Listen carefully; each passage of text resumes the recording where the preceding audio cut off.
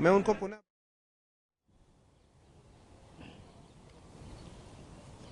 देख रहे हैं। आज से बजट सत्र की शुरुआत होनी है, उससे पहले प्रधानमंत्री आप संबोधित सबका करेंगे। स्वागत है साथियों। आज बजट सत्र के प्रारंभ में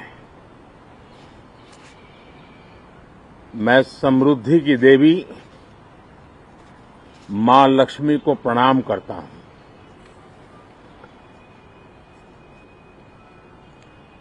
और ऐसे अवसर पर सदियों से हमारे यहां मां लक्ष्मी का पुण्य स्मरण किया जाता है।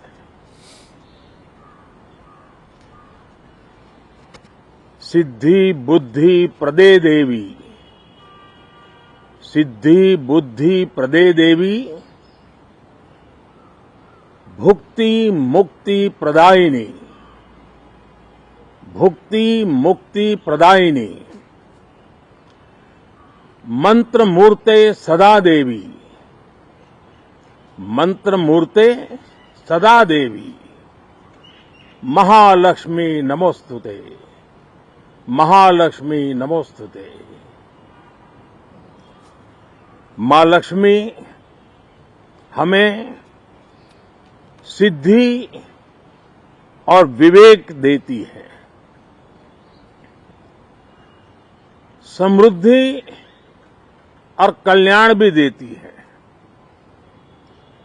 मैं मां लक्ष्मी से प्रार्थना करता हूं कि देश के हर गरीब एवं मध्यम वर्ग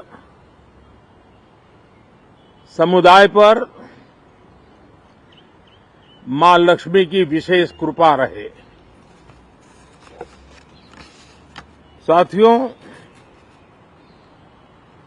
हमारे गणतंत्र के 75 वर्ष पूरे हुए हैं।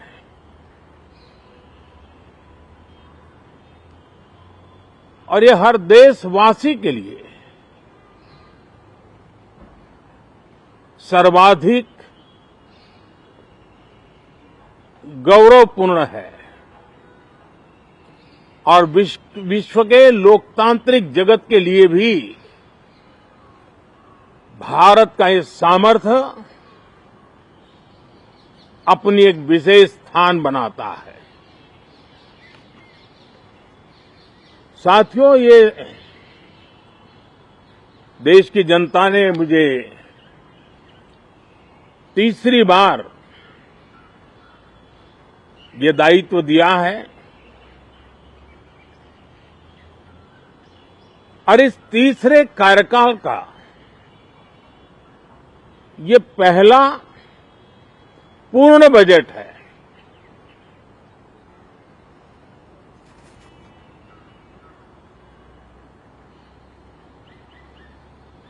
और मैं विश्वास से कह सकता हूं कि 2047 जब आजादी के 100 साल होंगे, विकसित भारत का जो संकल्प देश ने लिया है, ये बजट सत्र, ये बजट एक नया विश्वास पैदा करेगा, नई ऊर्जा देगा कि देश जब आजादी के 100 साल मनाएगा तब विकसित होकर रहेगा। 140 करोड़ देशवासी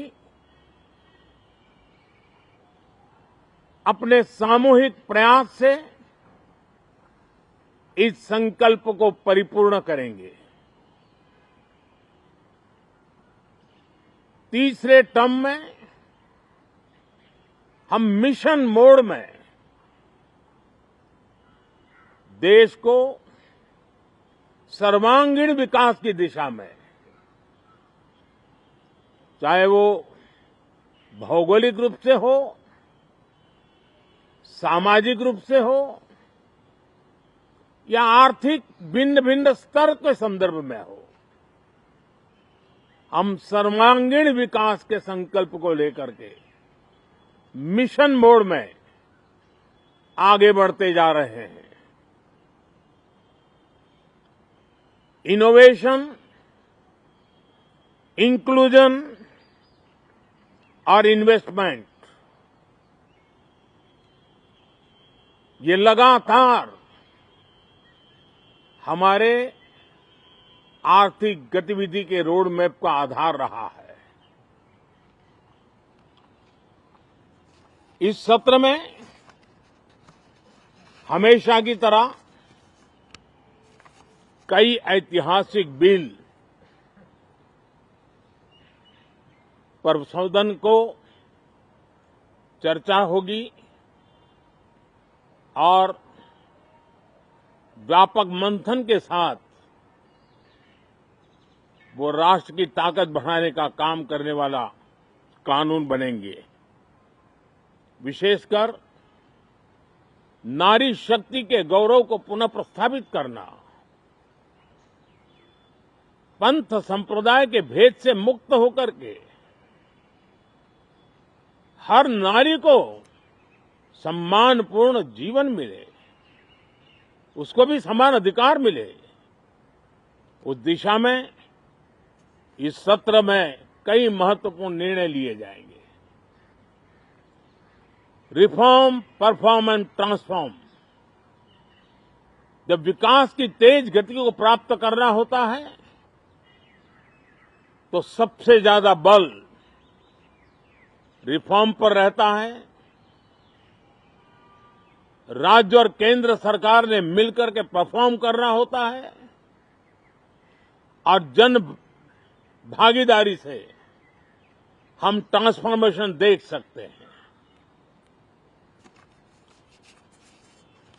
हमारा युवा देश है, युवा शक्ति है और आज जो 20-25 साल की आयु के नौजवान हैं, जब वो 45-50 साल के होंगे तब वो विकसित भारत का सबसे बड़े बेनिफिशियरी होने वाले हैं। उम्र के उस पड़ाव पे होंगे, नीति निर्धारण की व्यवस्थाओं में उस जगह पे बैठे होंगे कि वे गर्व के साथ आजादी के बाद जो शताब्दी शुरू होगी, एक विकसित भारत के साथ आगे बढ़ेंगे। और इसलिए ये विकसित भारत के संकल्प की पूर्ति का प्रयास, ये अथाग मेहनत आज जो हमारे टीनेजर्स हैं, हमारी युवा पीढ़ी है, उनके लिए ये एक बहुत बड़ा तोहफा बनने वाली है। जो लोग 1930 में, 42 में आजादी के जंग में जुट गए थे, पूरी देश की युवा पीढ़ी खप गई थी आजादी के जंग में, और उसके फल 25 साल के बाद जो पीढ़ी आई उसको नसीब हुए। उस जंग में जो नौजवान थे उनको नसीब हुए। आजादी के पूर्व के वो 25 साल आजादी के जश्न मनाने का अवसर बना। वैसे ही ये 25 वर्ष समृद्ध भारत, विकसित भारत